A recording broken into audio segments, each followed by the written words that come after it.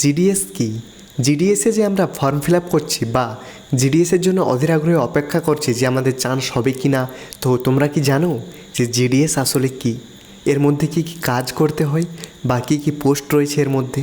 আমরা মাধ্যমিক পাশে যে মাধ্যমিকের নাম্বারের ভিত্তিতে একটা চাকরি তো পেয়ে যাচ্ছি, কিন্তু এই চাকরিতে কি কি পোস্ট আছে সেটা তো আমাদেরকে জানতে হবে, বা এর মধ্যে কাজ কীরকম থাকে সেগুলো তো বিস্তারিতভাবে জানতেই হবে আমাদেরকে।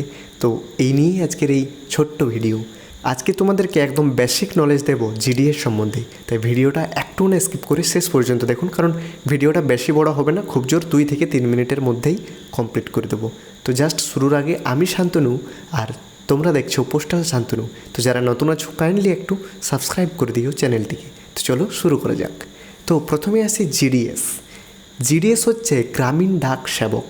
এটা তোমরা সবাই জানো যে জিডিএস হচ্ছে গ্রামীণ ডাক সেবক। এটাও তোমরা জানো যে মাধ্যমিকের নাম্বারের ভিত্তিতে এখানে সিলেকশন হয়। এরপরে তোমরা অনেকেই কমেন্ট করেছো যে দাদা নেক্সট কি পরীক্ষা হবে, আজকে সেটার টপিক আমি বলছি না, মানে সেই টপিকে আমি কোনো কথা বলতে চাইছি না। আজকে সেটাই তোমাদেরকে বোঝাচ্ছি যে জিডিএস কি। তো ব্যাপারটা হচ্ছে জিডিএসের মধ্যে 3টা পোস্ট থাকে, বিপিএম, এবিপিএম। আর এবিপিএমের মধ্যে 2টো ভাগ থাকে, একটা হচ্ছে জিডিএস এমডি আর একটা হচ্ছে জিডিএস এমসি। এবার অনেক সিঙ্গেল হ্যান্ডেড বিও আছে, অনেক বিওতে আবার 2টো করে এমপ্লয় আছে, আবার অনেক বিওতে রেয়ার 3টে এমপ্লয়ও আছে। তো এবার হচ্ছে মেন কথা যে কার কীরকম কাজ থাকে। দেখো, যে বিপিএম হচ্ছে মানে ব্রাঞ্চ পোস্টমাস্টার, সে হচ্ছে ওই ব্রাঞ্চ অফিসের হেড। মেন দায়িত্ব কিন্তু ওরই, যে বিপিএম হচ্ছে অ্যাকাউন্ট খোলা থেকে শুরু করে ফিক্সড ডিপোজিট করে তারপর ম্যাচুরিটি হয়, ওটার পরেও আবার পিএলআই আর পিএলআই যে ইন্স্যুরেন্স আছে A to Z বিপিএমের। স্পিড পোস্ট বুকিং থেকে শুরু করে বিভিন্ন যে চিঠিপত্র আসে প্রত্যেক দিন সেগুলো রিসিভ করে তারপর আবার ইনভয়েস করে তারপর আবার এবিপিএম সেই রিপোর্টটা দেওয়ার পর সেটাকে আবার সাবমিট করতে হয় বিপিএমকে। মানে এক কথায় বলতে গেলে ডে বিগিন থেকে শুরু করে ডে এন্ড পুরোটাই বিপিএমের কাছে। কারণ সহজ কথায় বলতে গেলে বিপিএমের কাছে তো একটা ডিভাইস থাকে, সেই ডিভাইসের মাধ্যমেই সব কিছু হয়। এবার আসি এবিপিএমের কাছে। এবিপিএম হচ্ছে অ্যাসিস্ট্যান্ট ব্রাঞ্চ পোস্টমাস্টার। তার মধ্যে যিনি এমডি হন মানে চিঠি ডেলিভার করেন, সে ব্রাঞ্চ অফিস থেকে চিঠি নিয়ে গিয়ে বাড়ি বাড়ি ডেলিভার করে দেন। এটাই হচ্ছে এবিপিএমের কাজ। আগে সেরকমভাবে রিপোর্ট দেখাতে হতো না, বলে দিত বা বিপিএমকে জানিয়ে দিত, সে ডিভাইস থেকে রিপোর্ট দিয়ে দিত। কিন্তু বর্তমানে ডিএসএস অ্যাপ এসেছে, সেই অ্যাপের মাধ্যমেই রিপোর্ট দিতে হয়। মানে সেই অ্যাপ নিজের এমপ্লয় আইডি পাসওয়ার্ড দিয়ে লগ ইন করে তারপর সেখান থেকে রিপোর্ট সাবমিট করতে হয় যে কোন চিঠিটা ডেলিভার হলো বা ডিপোজিট আছে বা রিটার্ন হলো, পুরোটাই একদম প্রপার রিজন দিয়ে। আর এবিপিএমের যে এমসি হচ্ছে, তার কাজ হচ্ছে ব্রাঞ্চ অফিস থেকে সাব অফিসে ডাক নিয়ে যাওয়া এবং সাব অফিস থেকে ব্রাঞ্চ অফিসে ডাক নিয়ে আসা। এছাড়াও চিঠিপত্র যেগুলো আসে সেগুলো সাব অফিস থেকে ব্রাঞ্চ অফিসে নিয়ে আসে। যে সমস্ত চিঠিপত্র রিটার্ন থাকে সেগুলো ব্রাঞ্চ অফিস থেকে সাব অফিসে নিয়ে যায়। মানে আনা লেখার যে পুরো প্রসেসটা সেটা হচ্ছে পুরোটাই এবিপিএম এমসির।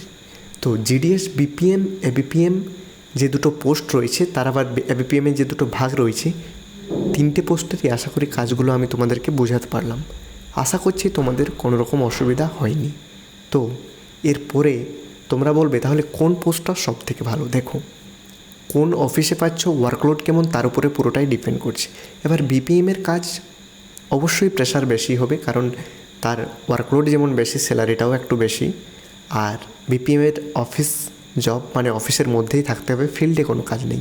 কিন্তু এবিপিএম এমডি পুরোটাই ফিল্ডে কাজ, বাড়ি বাড়ি গিয়ে যেহেতু চিঠি পৌঁছাতে হবে।